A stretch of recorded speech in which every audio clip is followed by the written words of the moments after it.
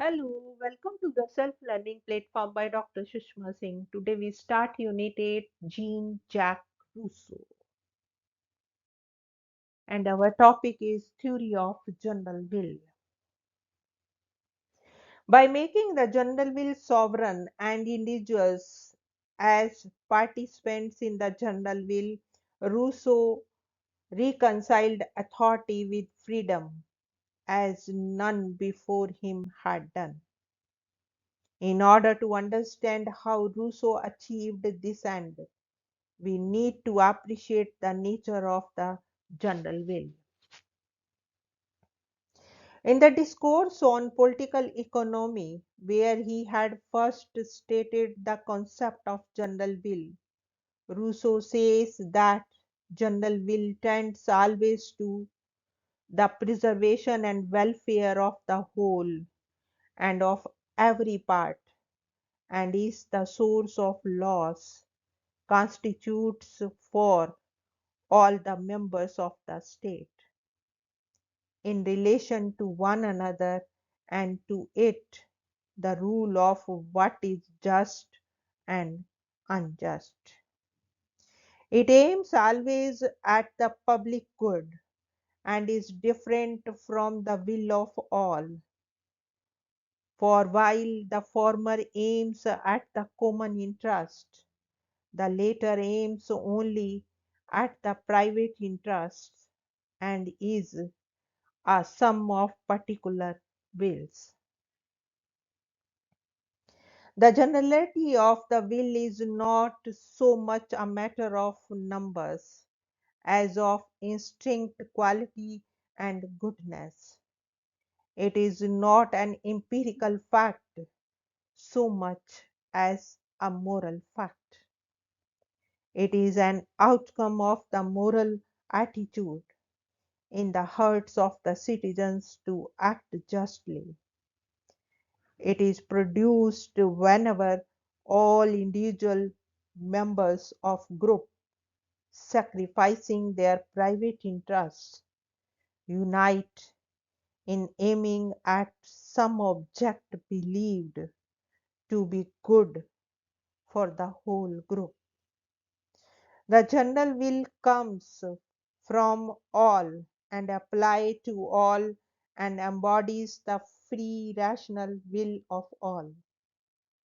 Rousseau, however, recognizes that unanimity amongst members on general will may not be possible at times, because while people may be willing the good, they might not always be understanding or knowing it correctly. This happens particularly when factions make it difficult for independent citizens to pursue the common good. In such situation, Rousseau suggests that if we take away from the wills the various particular interests which conflict with one another, what remains as the sum of the differences is the general will.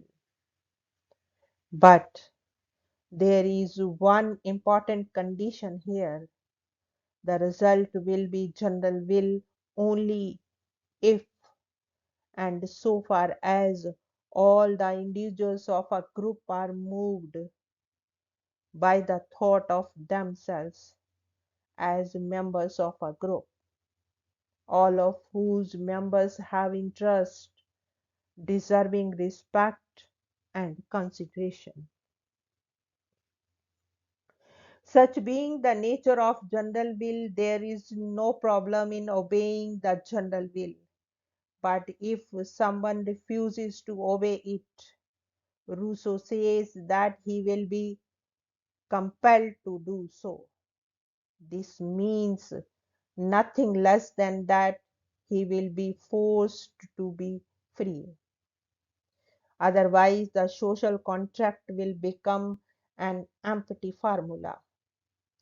Moreover, such compulsion is justified because the individual has given his prior consent for being restrained by the state, knowing well that socially cohesive conduct in the long run best promotes his own interest, and knowing also that he will occasionally find the attractions of some more immediate selfish good too strong to resist, and therefore he should be restrained whenever he yields to such temptation.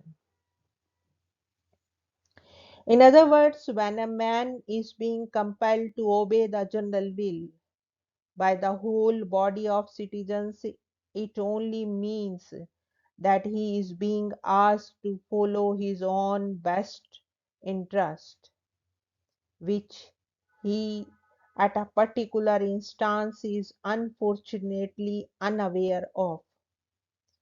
Obeying the general will is then an expression of the moral freedom of the individuals. Thus, when general will rules over the people, the latter should have no grumble about the coercion of their liberty, because obedience to the sovereign is no longer an obedience to any external authority or arbitrary rule by one or few. It is actually an obedience to the rational part of their own selves, or to a self government, a government that would do what one's rational self would indeed want to do.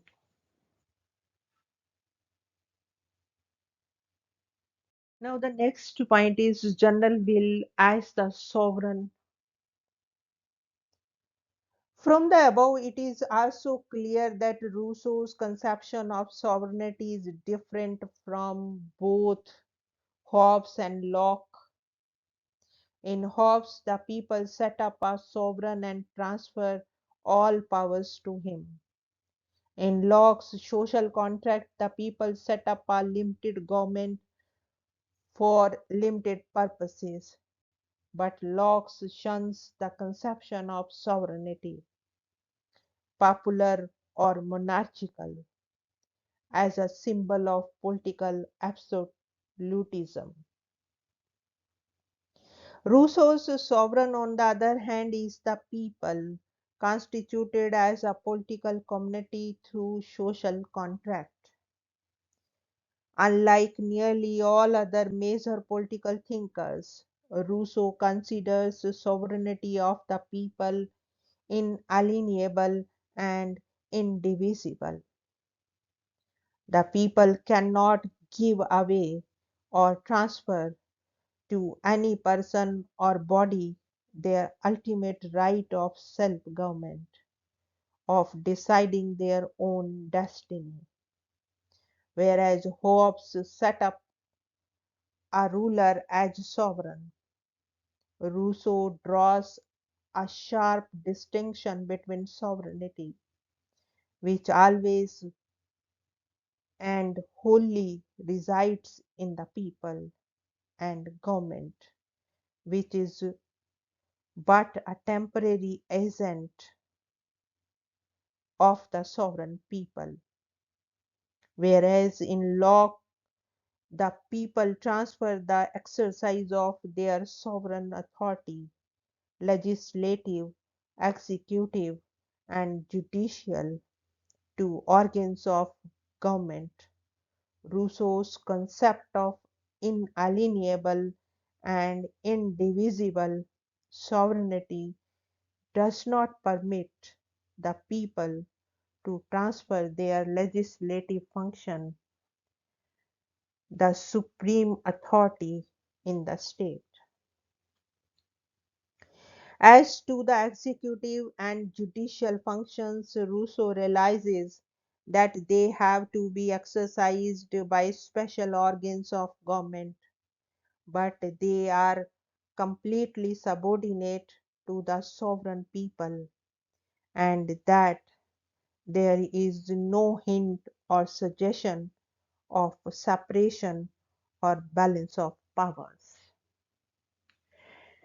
As sovereignty of the general will is inalienable and indivisible, it cannot be represented.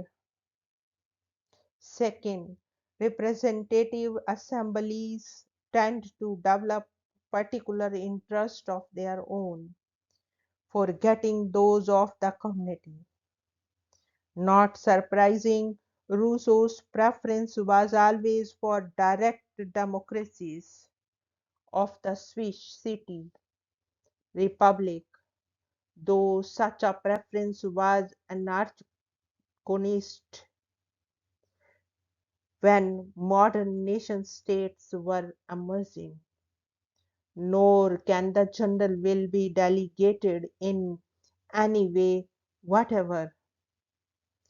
Any attempt to delegate will means its end. As he said, the moment there is a master, there is no longer a sovereign. It is only the voice of people, that is the voice of God. Here we want to wind up this lecture and thank you so much for your attention.